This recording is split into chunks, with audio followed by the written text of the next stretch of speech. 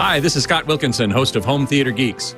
In episode 53, I chat with audio reviewer and audiophiliac Steve Guttenberg about the world of audio. Coming up next.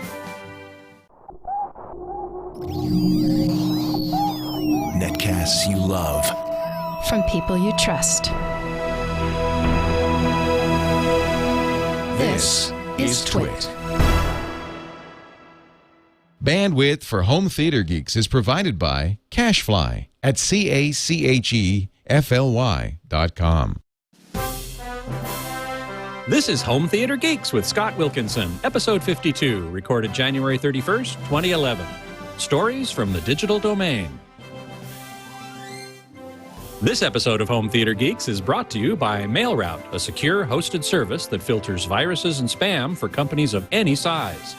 Visit mailroute.info and sign up with the email filtering service that Leo and Tom use. Hey there, Scott Wilkinson here with UltimateAVMag.com and HomeTheater.com.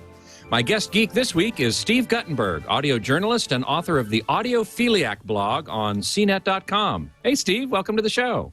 Hey, Scott, how you doing? I'm doing great, thanks. Thanks a lot for being here. Thank you. Those who are tuned in to the live video stream at live.twit.tv or logged into the chat room at irc.twit.tv can post questions for Steve, and I'll pass on as many as I can. So, Steve, you've been an audiophile for a long time, right?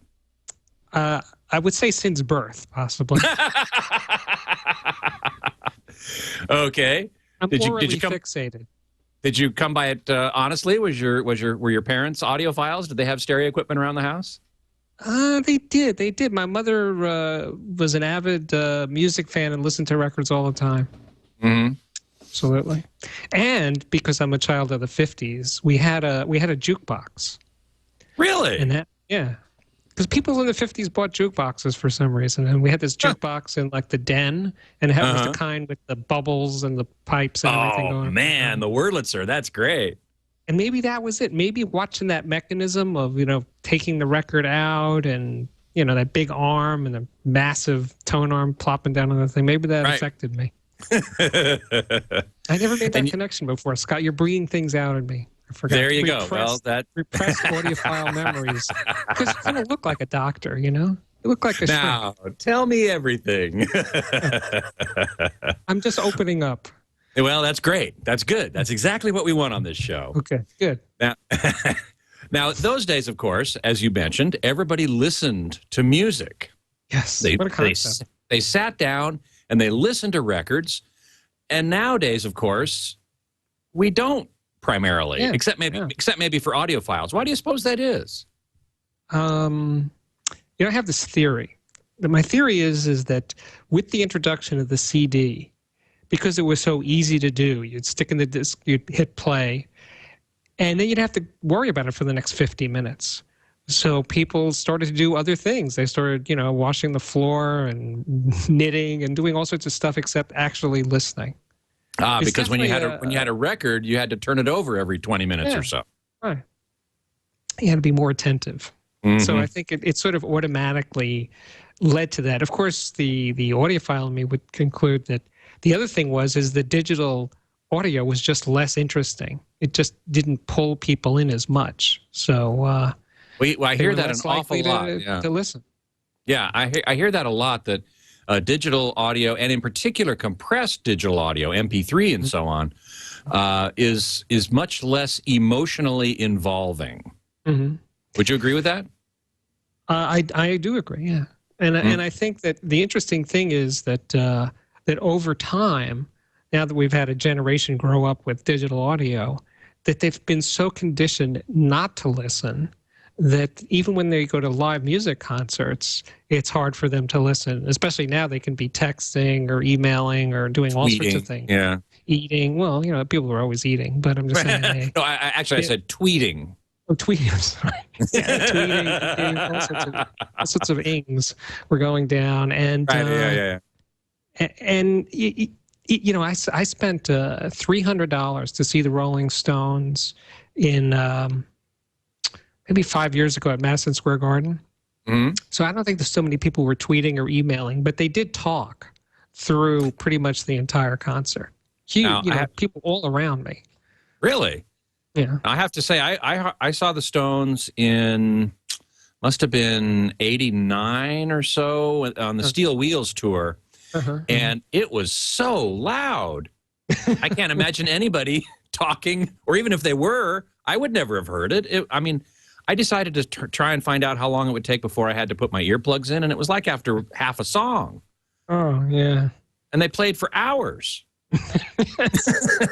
Yes. I actually got to interview Mick Jagger, which was cool. You did? And Really? Yeah, it was really cool. And I got to walk around backstage, and underneath this stage, which was like 100 feet by 50 feet or something, was just floor to ceiling, 10 feet high anyway, of Crown amplifiers. So no wonder it was so loud. So Scott, you're Mr. 3D, right? I am. You like yes. 3D? I do. I recognize its limitations, but I also enjoy it when it's done well. Well, I'm asking that for that's a leading question. Okay, good. Because I'm pretty sure it was the Steel Wheels tour that, as that tour was starting, Mick Jagger hired this friend of mine, Jerry Marks, who's a 3D genius, to film portions of that tour in 3D. Really? So did you ever see any of that footage? I never did. No. Yeah, and you'll have to give me his contact info, because I'd like to talk to him about that. Maybe get him on the podcast to talk about that experience and what he's done since then. I'll hook you up, because he's a really interesting guy, and I was responsible in some tiny way for him getting this gig of being the guy to document the Stones tour in 3D. Oh yeah, how's that? Because I ran into him in Manhattan. I lived on 71st Street at that point, and he said to me, "Oh, I'm going to have this meeting with Mick Jagger tomorrow." And I made a video to show him, but it's a silent video, and I want to put music to it. And I don't know what music to use. So I said, well, come up to my apartment. I'll play you a bunch of things. And I played a bunch of stuff, and he wound up settling on the Neville Brothers' Yellow Moon. Oh, that's pretty cool. And that's what he used, and he had the meeting with Jagger, and everything went well, and he got hired. He actually got hired to do a tiny bit of the tour, and he wound up being on most of the tour, shooting it. Wow. So, I wonder if he was in L.A. He might have been when I was there. Yeah, it was the whole country, actually. Yeah, that he was shooting. Wow, well, that's very exciting. Connect you with him. Excellent, excellent. So getting back to the topic we were at before, which was how people aren't really listening to music these days like they used to, except for audiophiles. Now, audiophiles, of course, are an exception, but my impression is that the audiophile subset of the population, shall we say, is a relatively aging demographic. Right. Are there many young people coming into our hobby? Hey, Scott, funny you asked.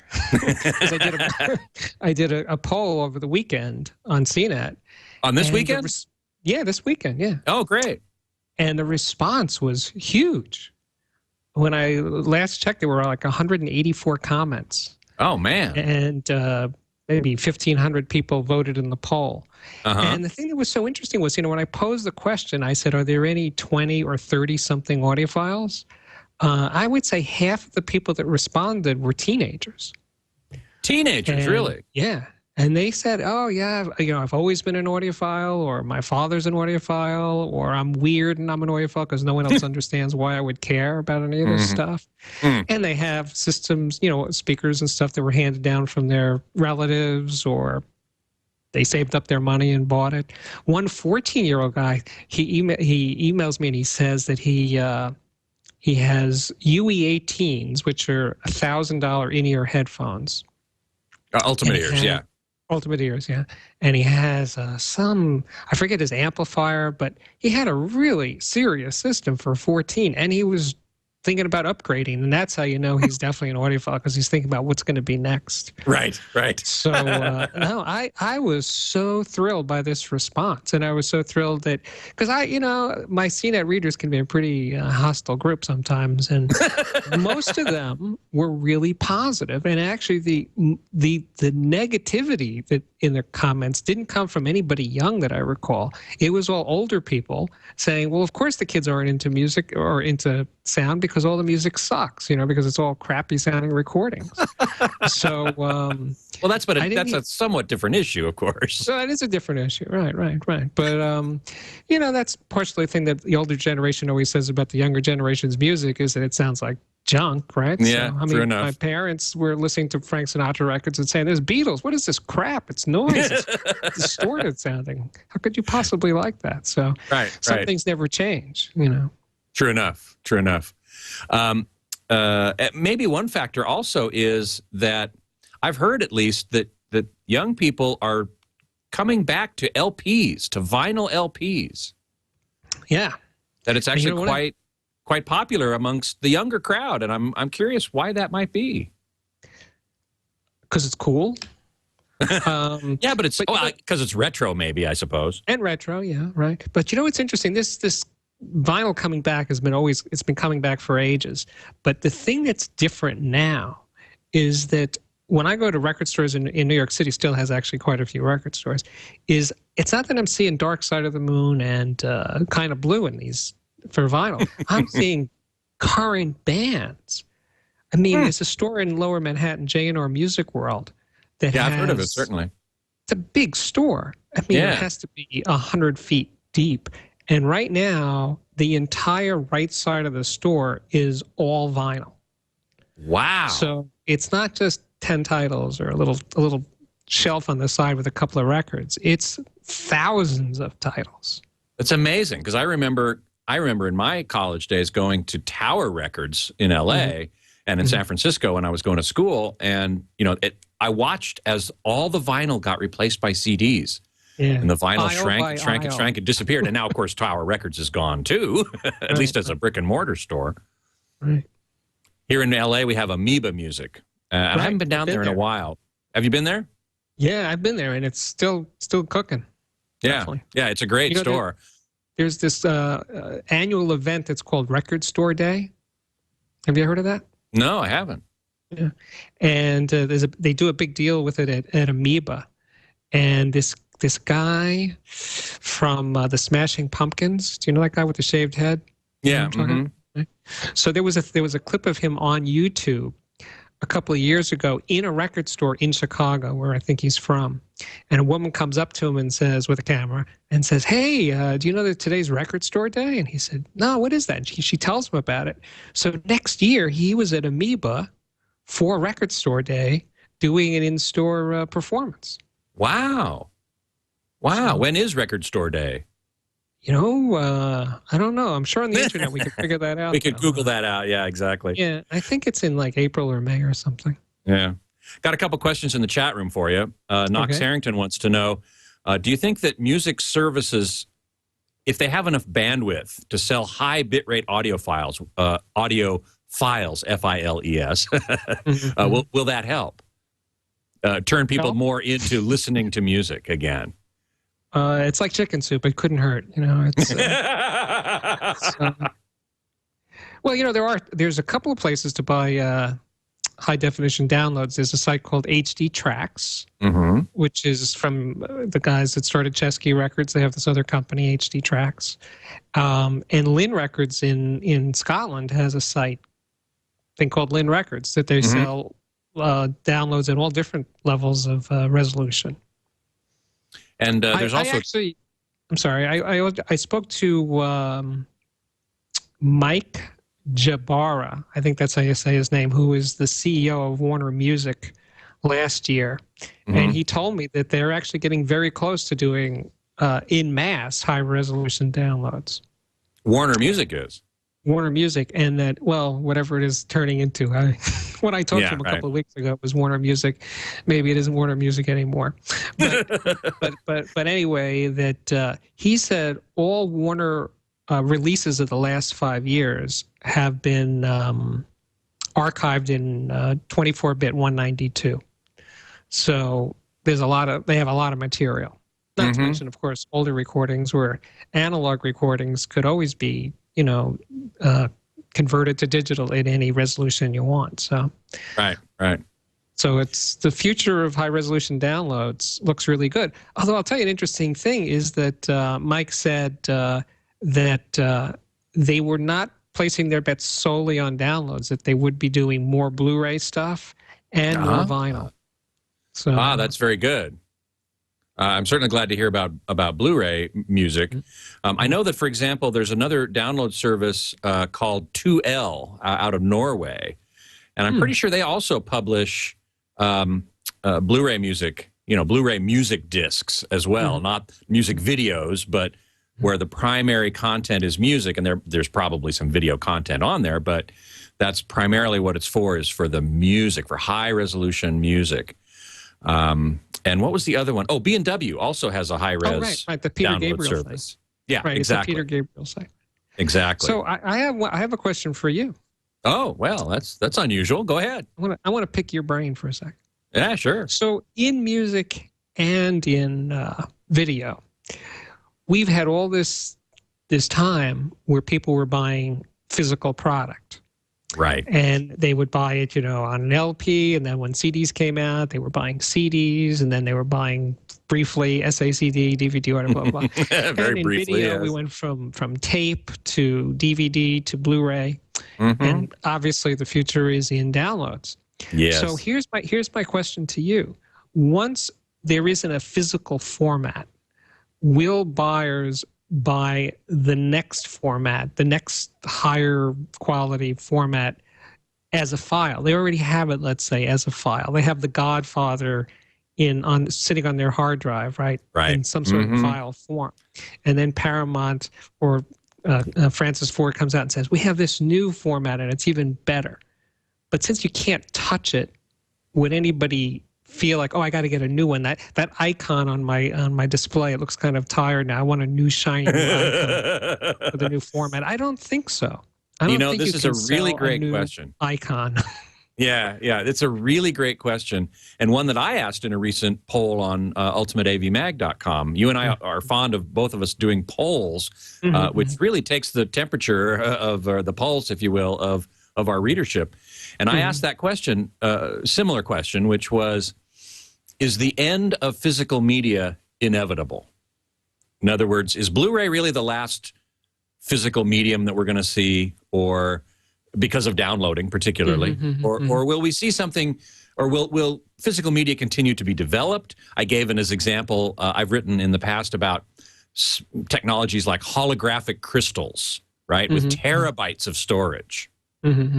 And or will physical media become a niche market, like I said, like vinyl LPs, and that may in fact not be entirely true, but right. let's say that it is for now, just for sake of argument. And the majority of my readers seem to indicate that they thought physical media would still continue to be developed, but an almost equal number said that it would become a niche market. Not that many said that it would disappear altogether. To answer, because they're used to it, I guess, too. Yeah, well, there are several issues. One is, I think human nature includes a desire, if you're going to own something, to have something physical that you can hold in your hands. There's also the issue of permanence, what I call permanence. If it's sitting on your hard drive, that's all well and good, but what happens when your hard drive crashes? Oh, you have a backup. Well, maybe you do, maybe you don't, depending on the DRM, digital rights management. That may be a problem. Okay. And then there's portability. And certainly with digital copy, in terms of when you buy a Blu-ray, sometimes it comes with a DVD version of it, and sometimes with what's called a digital copy, which means you can then copy it onto your iPod or iPad or whatever, and take it with you that way. But discs are so easy to take over to grandma's house and pop in the player, and play on her TV, that is another argument in favor of physical media, in my opinion. Then there's the issue of downloads and streaming requiring a certain amount of bandwidth, and the more resolution those files have, the higher the resolution, the greater the quality, the more bandwidth it requires. And the U.S. is lagging pretty far behind much of the rest of the world, some of the rest of the world anyway, in terms of generally available bandwidth. So that's another reason that I think streaming, while it's popular and certainly effective for music, is not going to be as effective for video, because video takes so much more data. Well, I would be happy if that was true. I mean, I think it's an interesting thing that at least some record companies and Netflix, for example, can't get there fast enough not to have physical media anymore. It's right? true. So yeah, it's absolutely true. But I think that once they've achieved that, see, I don't know. Let's take Netflix, for example, right? When they have their thing where you could have 1 at a time or 2 at a time or 5 at a time or 8 at a time, right? Well, you're paying more and more money to have that. But once you have unlimited streaming, well, then you don't need the 8 at a time anymore. You can just pay the $7.99 a month and be done with it and watch movies 24 hours a day. Right. So they wind up making less money. Why do businesses rush to create systems where they make less money? Right. Exactly. I don't understand that concept. Well, here's another question from the chat room that actually links into one of the questions I was going to ask you. Beatmaster asks, what kind of music do you recommend or do you like to listen to? And the question that I was going to ask that's related to that is, what does good sound like? Yeah, that is the question, It is. Well, so what does good sound like, and what do you recommend? What titles, do you have any examples of titles that would, in fact, sound good and might make good demo pieces, or at least examples of what you can do with the recorded medium? Well, I do have a long association with Chesky Records. And they make great records. Right. They make great records. And one of the things that makes them great is what they don't do when they make records. They don't compress them. They don't equalize them. They don't multi-track them. The entire band is recorded live in one room. The vocalist isn't in a separate room listening to headphones to somebody else. Right. So the fact that it's not just a sound question, it's like how records are made question. There's this amazing documentary that was done, not a documentary, a TV show in the 50s, 1957, called The Sound of Jazz. And it was a live TV special on CBS, and it was sort of an introduction to jazz for America. And it had Thelonious Monk, it had Count Basie, it had Billie Holiday, Jimmy Giuffre. It's an hour-long special. Wow, is that available on DVD anywhere, do you know? I'm pretty sure it is, actually. It's called The Sound of Jazz. I'd love to get that. And I wrote a story about it about 10, 12 years ago, that at the end of the special, there's a card that comes up and it says, if you enjoyed The Sound of Jazz, you can buy The Sound of Jazz on LP. So this was in the 80s. So I said, well, I'm not going to find the LP so fast, but I'm sure it's on CD. So I go to Tower Records, buy the CD, go home, listen to it. And I immediately knew that it was not the same thing. It was the same musicians and the same tunes, but it wasn't the same performances. So I'm reading the booklet that came with the CD, and it explained that what you're hearing on the CD and on the LP is actually rehearsals for the TV special that were done in a recording studio. So I called up one of the producers of the record was Nat Hentoff, the jazz critic, who's also a record producer. And he told me, he said, well, we wanted to put out the TV special, the sound of the TV special on the record, but Columbia Records thought that the rehearsal sounded better, so that's what they wanted to put out. But and maybe they do sound better. But the interesting thing is that once these same extremely talented musicians were in a studio, Billie Holiday wasn't with the band. She was in a booth listening to the band play over headphones. Right. And the bass player was in a booth, and the drummer was in a booth, even in 1957.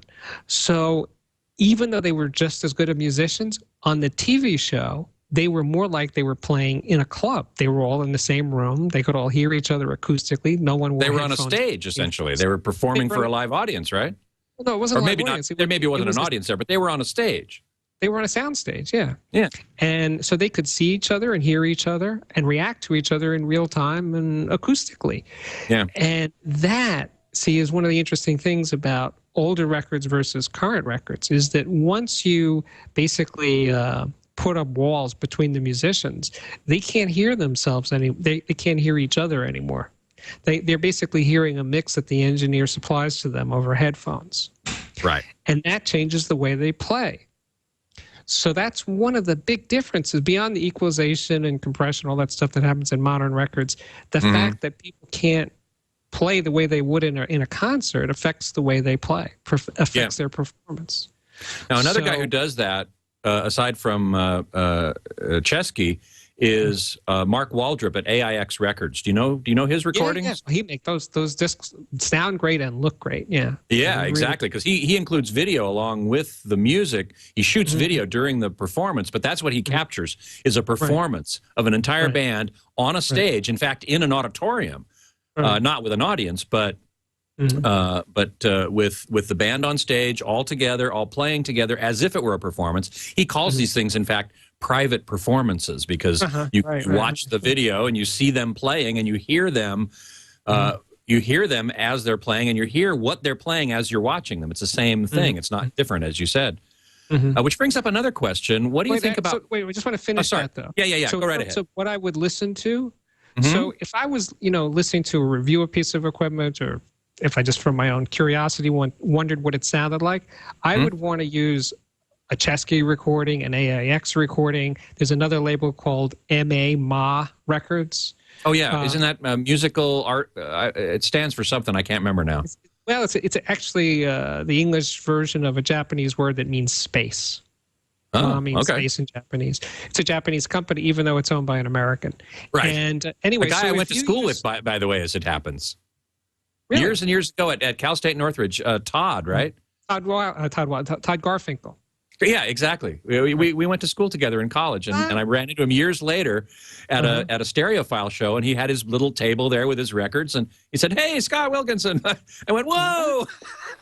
He's a really great guy, and he makes awesome sounding records. Yeah, absolutely. In other words, if you use one of those records to listen to a speaker, it's not like you're only going to listen to that kind of music, but you get a truer evaluation of what a speaker sounds like by using music that's not equalized and compressed and stuff. So you can listen to your Led Zeppelin, you can listen to Black Eyed Peas, you can listen to anything you want, but you can't listen to Black Eyed Peas to know how good a piece of equipment sounds, because it's been so messed with that you can't say, oh, that tweeter sounds a little harsh. Well, I wouldn't know if it sounded harsh if you're listening to the Black Eyed Peas. Not that I want to pick on them or anything, but so I would listen to evaluate things, the most natural possible sounding records, so I get a fair, grasp as to what a piece of equipment sounds like. Right. Well, this stimulates several questions that I want to ask you. But if you'll hold on for just a second, I'd like to take a moment to thank our sponsor for this episode, MailRoute. Businesses of every size use MailRoute. 1 user, 50,000 users, doesn't matter. MailRoute will protect you from spam and viruses, simplify your life, and make your email usable again. Typical MailRoute customers see a 95% reduction in their inbound email volume with virtually no false positives. Leo Laporte loves MailRoute. He uses it with his domains and has been for more than 6 years. Tom Merritt also started using MailRoute, and he can now use email domains he gave up on as hopeless. There's no hardware or software to install. You just sign up with MailRoute, then change the MX records for your domain to start your mail flowing through them, and then they do all the work for you. Visit mailroute.info to sign up. As a Twit listener, you'll receive a 10% discount off the life of your account. Small business accounts start at $2 per user per month for 10 users.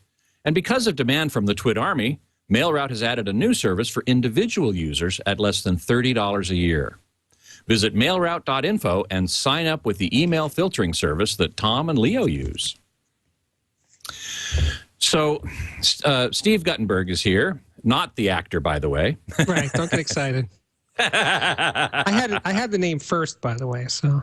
Oh, you're I felt like he's copying me. I'm older than he is, yeah. You're older than he is. Okay, so so he's copying you. Yeah. But you are a fine audiophile and a fine audio reviewer. Thank you. And I've read many of your things over the years. And the questions that got stimulated in my brain from that last little conversation was, one of them was, what about multi-channel music? Do you listen to much of that? Do you think that that might be something that could get people involved in actually listening to music again? Or are you more or less a two-channel guy?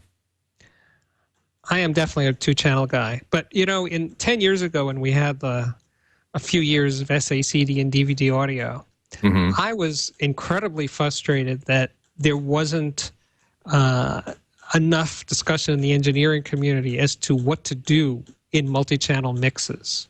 It's like so many of the mixes I heard, because I was getting promo, so I was hearing a lot of stuff.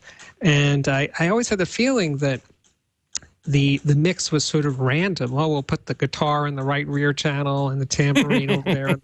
It didn't have any coherence to it. It didn't.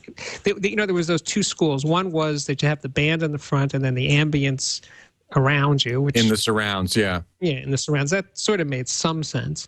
Although you could achieve the same effect by playing any stereo recording in Dolby Pro Logic and get pretty much the same thing. You didn't need to buy an SACD or DVD audio to hear that.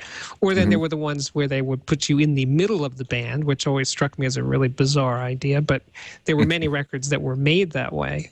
But there were. I have to say, though, as a musician, I like being in the middle of the band. I like those what Mark Waldrop calls stage perspective. But that's just me. I'm pretty weird in that regard. That's okay. Different strokes.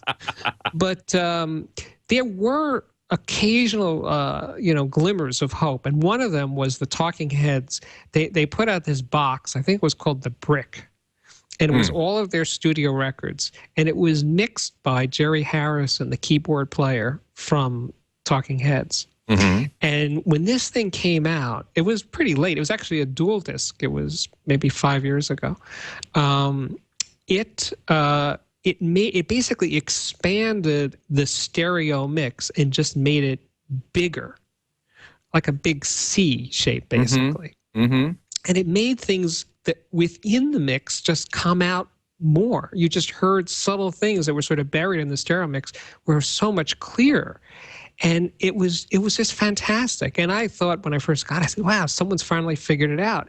But I thought maybe you have to really be a total audiophile, total nerd to notice. But then I noticed on Amazon in the reader, reviews of it that a lot of people noticed it. And I was hoping that would sort of spark something in the engineering community to sort of rethink how they were doing surround mixes. But that basically didn't happen. And the other one that was kind of interesting was the Doors DVD audio discs, because Bruce Botnick, who was the original Doors recording engineer, when they approached him to do these DVD audio versions, he said something like, I've done so many remasters of the Doors catalog, I'm really bored. It's like, you got to give me something new, man, because I just can't do it again. This is like the 8th time I've remastered the Doors catalog. So he basically got Warner's and the Doors people to let him remix the records. He said they sound like 60s records. I want to make them sound, I can make them sound better now. I know how to make records sound better than I did in 1967. One would hope. Yeah, so they actually sound better than the things, and not just because they're 9624. It's the way they're mixed is different. Right. And he also did a really brave thing where he put Jim Morrison hard in the center channel. So you can actually hear Morrison better than you can in a stereo mix. So there were some little glimmers here and there. I noticed the same thing. In the early days, the early Eagles surround mixes sounded pretty gimmicky, with the cowbell clanking at you from one of the surround channels or whatever. But as engineers got more experience, they got more sophisticated, and the sound field did become more coherent. I really do enjoy listening to Mark Waldrop's multi-channel recordings, again, from the stage perspective, but as a musician. And I know there are a few musicians in the chat room that are saying the same thing. SoCal Ray Jr. asks, why is it that audiophiles seem to be more concerned with the equipment and the speakers more than the acoustics of the room that they're sitting in? Do you agree? Do you think that's true? That's a great question, and I'll give you the. I have to admit the answer. The answer is that it's too hard. That's why. Too hard to deal with the acoustics, huh? You know what's an amazing thing is that dealing with acoustics from, let's say, an audiophile perspective, but from any perspective, is really hard. And when they, redid Carnegie Hall like 20 years ago, and they had the best acousticians in the world, everyone said it sounds worse after they did the remodeling. And how many times did they do Lincoln Center's halls? They've done it many times with the best engineering talent money can buy, and it's a really hard thing to pull off. So to expect an average audiophile to figure out how to make their room really sound better. Now, I mean, there's basic things like having a rug, a thick rug to stop reflections off the floor, and damping things and stuff like that. But beyond really basic stuff like that, I don't think it's within the capabilities of an audiophile or a dealer, for that matter, to really make significant improvements to the acoustics of a room. Yeah, I agree. That is a very difficult thing to do. We're actually working on that. I'm working on that in the testing studio here in Los Angeles with Tony Germani of PMI, who is a very good acoustical guy. I guess we could call him an acoustician. I think that's valid. Okay. And we've got a bunch of acoustic treatments that we're going to put into a little bit of a problematic room to see how much better we can make it. But you're right; it is a very difficult thing to do, and it's not so surprising that a lot of audiophiles aren't really doing it. Yeah, so don't be too hard on those audiophiles. Although, I want to say something about, because I thought this question was going in a different direction. I think that most audiophiles, and that would include myself, can listen to music and enjoy music on just about anything. On a table radio, I have a Tivoli table radio, and I can listen to music on it and enjoy music on it. And I can listen to music on a lot of things and enjoy it. The only thing an audiophile system can do is to make it sound better. And being an audiophile, to me, means that I'm hypersensitive to what sound sounds like. So I really I fixate on that. Now, that's not to say that I don't like music. I love music. It's a huge part of my life. But I really love the sound of music. And just the other day, I was at a store in Manhattan, in Living Stereo, and I was listening to a speaker there, and I was listening to Led Zeppelin, the first record, You Shook Me. And I noticed something in the mix that I had never heard before. I've played this record hundreds, maybe 1,000 times in my life. And there were things in that recording that I never heard before. And that was really exciting to me. And that's why I'm an audiophile, because I get off on that kind of thing. Right, right. About experiencing something over and over again, and yet experiencing something new, perhaps each time, or at least sometimes when you upgrade your speakers or whatever. Right. So the other question that I wanted to get to is, you're also an audio reviewer, and you know what good sound should sound like as a reviewer. How important are professional reviewers in the land of audiophilia? Well, I mean, that's somewhat of a self-serving question, of course. You're going to say, well, they're very important because I'm a reviewer. I'm vital. I'm a vital part of this community. Sorry about that. But I mean, in general terms, an educated ear really is of value to those who don't have an educated ear, I would say. Right. But here's the hard part. I get emails constantly. It's so tough being me. Being more famous than Steve Guttenberg, the actor, has its downsides. And the thing is that people ask me to recommend speakers to them or amplifiers or all sorts of things to them. And that's a difficult thing to do because I don't know what it is that they would like. If someone asked me to recommend something I like, well, I could do that. But I don't know how useful that would be.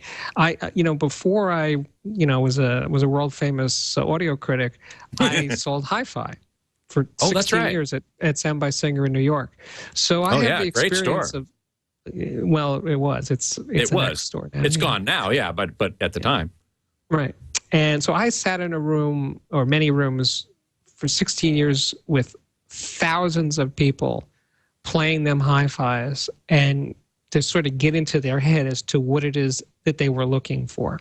Many customers would say to me, well, what do you like? And I would say, well, I'll tell you what I like, but that's not necessarily what you would like. It's like asking me to pick the color of your room or something. It's not, I may be the professional and I may have the experience, but I can't, my job is to help you figure out what's going to work best for you. I could do that as a salesman because I was in a room with all sorts of great stuff and I could play, let's play A, let's play B, let's play C. What do you think? And what do you I could think? talk it over with them, right? As a reviewer, of course, you can't do that. You're not sitting there with the people at all.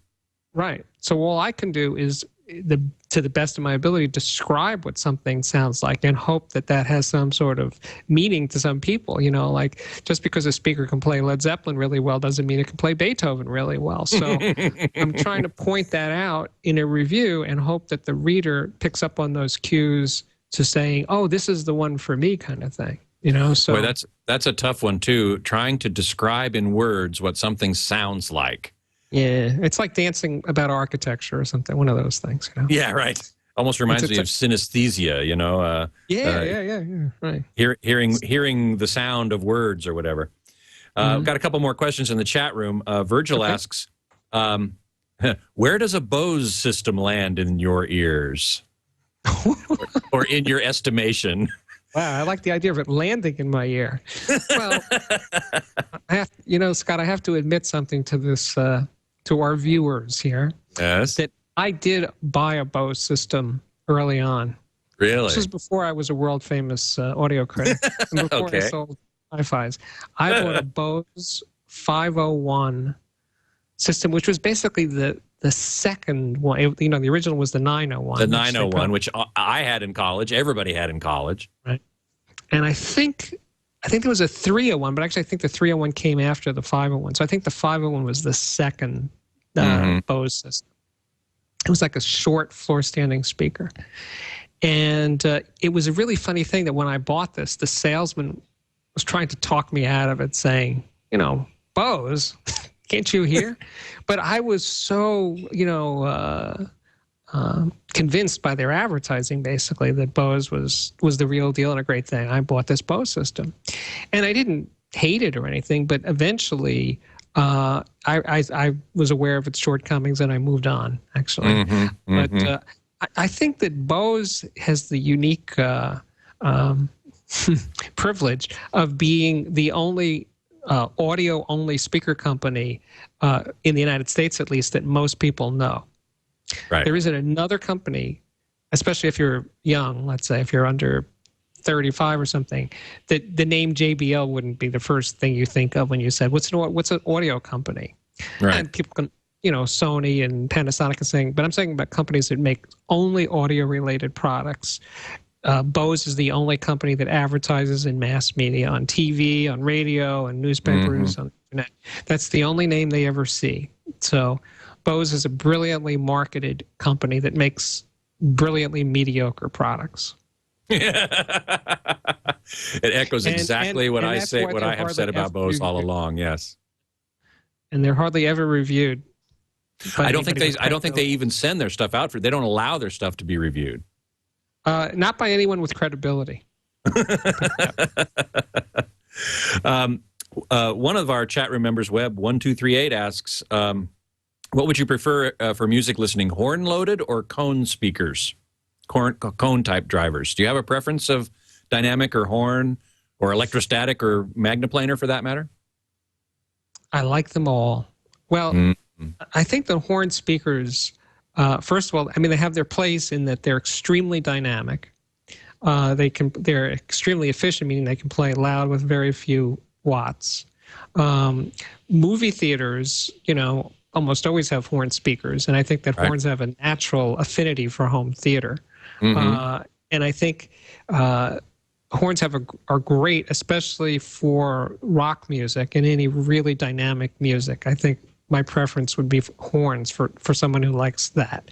For people, it's always tougher because in my salesman's days, people say, I like everything. I want to listen to everything and everything should sound good. That's a tougher thing to pull off, to find the speaker that makes everything sound great. That's tough. Right. So, by the way, Scott, I don't know how much time we have left. We've got a few minutes left. Oh, I brought a prop. Oh, let's see the prop. And I want to show you this prop. Okay. Hopefully I can frame this well enough so that you can see it.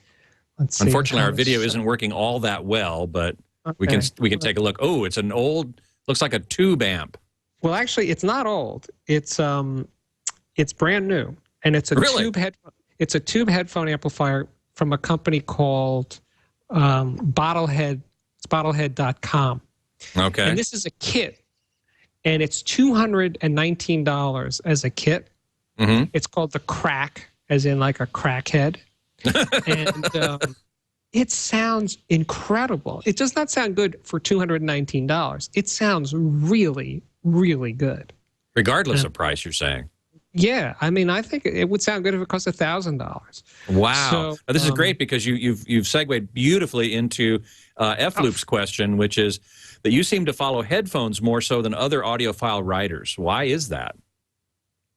They're light. Easy to review. Yes, I live in New York City. I don't have a lot of room for big stuff. I like headphones, and I think that this when we're talking about the younger generation becoming audiophiles, I think that headphones and headphone amplifiers are sort of the gateway drug for them, because you can buy great stuff like this Bottlehead amplifier for $219 and get definitely hear high-end audiophile quality sound, which would be much tougher to achieve with speakers and amplifiers. So and much more expensive too. I'm sorry? Much more expensive with speakers and amplifiers too, generally speaking. I'm saying so a high school kid or a college kid could really get into headphones and get great sound and not break the bank. Yeah. What do you recommend in terms of headphones? High quality, good value. You've listened to a bunch. What do you like? Well, I think the best and certainly the most affordable headphones. I mean, the most affordable headphones come from Grado, which is in Brooklyn, New York, which is where I live. And they make a model called the SR60i, which is $79, and it sounds really, really good for that kind of money. And you pair it with this $200 amp, it would be amazing, huh? Yeah, it would. And I like Monster's in-ear headphones, the turbines. I think those are really great. Oh, that's good to know. These custom, molded to your ear headphones from Ultimate Ears and Jerry Harvey Audio and Westone.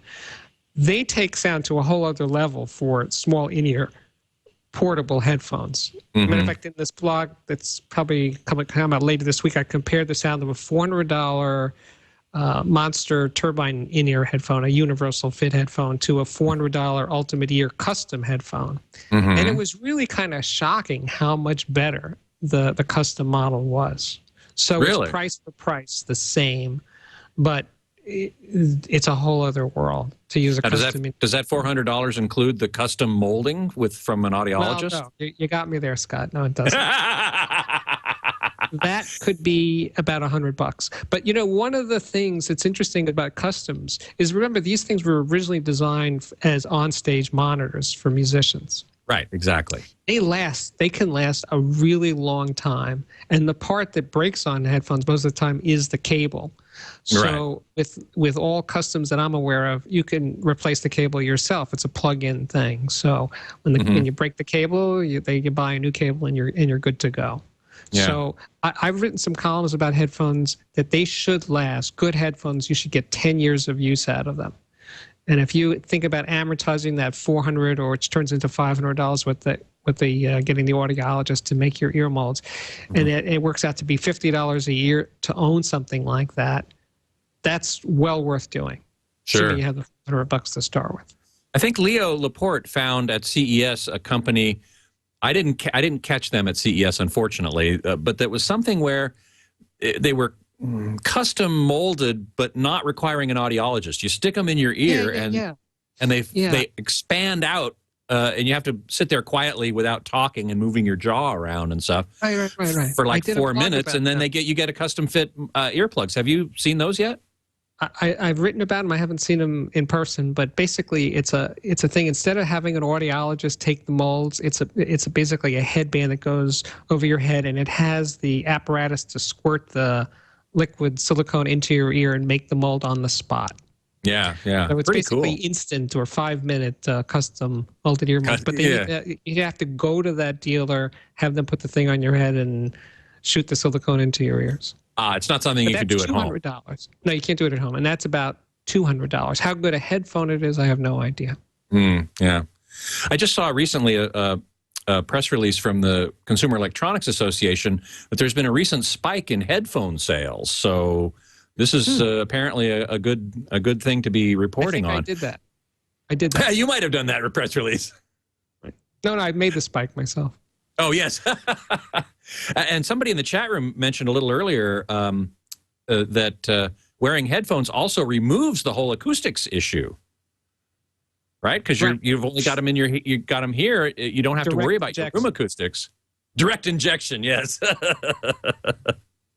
Absolutely. Well, and by the way, I want to point out something that a lot of people misunderstand about custom in-ear headphones or in-ear headphones in general, is that for some reason the whole idea of putting it in your ear implies that you're going to be more likely to damage your ears by playing them loud, when it's actually the opposite, that because you're blocking out the ambient noise, to play it at an apparent level, you're playing them more quietly because you're not trying to overcome the ambient noise. Well, that's an interesting point. I had never thought about that.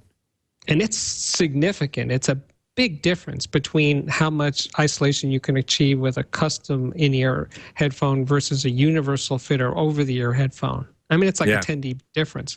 So to just make up a number, you could be listening at for an apparent level 10 dB more quietly. So you're basically treating your ears a lot more gently. Yeah, it's fantastic. I wish we had more time because I got a bunch more questions in the chat room and a bunch more questions from me personally. But we really are flat out of time. I want to thank you, Steve Guttenberg, for being my guest today. Wonderful conversation. Thanks so much. It flew by. It did fly by. It did. You can read Steve's blog on CNET at cnet.com/audiophiliac. And it's a great blog, by the way. I read it. I check in with it regularly myself, so I encourage everyone to do so. My online homes are ultimateavmag.com and hometheater.com. You can email me at scott@twit.tv and follow me on Twitter at htgeekscott. Hey, Scott, can you give me my Twitter? Oh, sure. Yeah, what's your Twitter? My Twitter is at Audiophiliac Man. Audiophiliac Man. So you can follow Steve's Twitter posts there, his tweets, and mine at htgeekscott. So there you go. Plenty of interesting stuff to follow on Twitter. Next week, my guest geek is scheduled to be Fred Bargetzi, the VP of Technology for Crestron, one of the premier home theater automation and AV distribution companies in the world. So we're going to go pretty high end there. Hope you'll join us. Until then, geek out.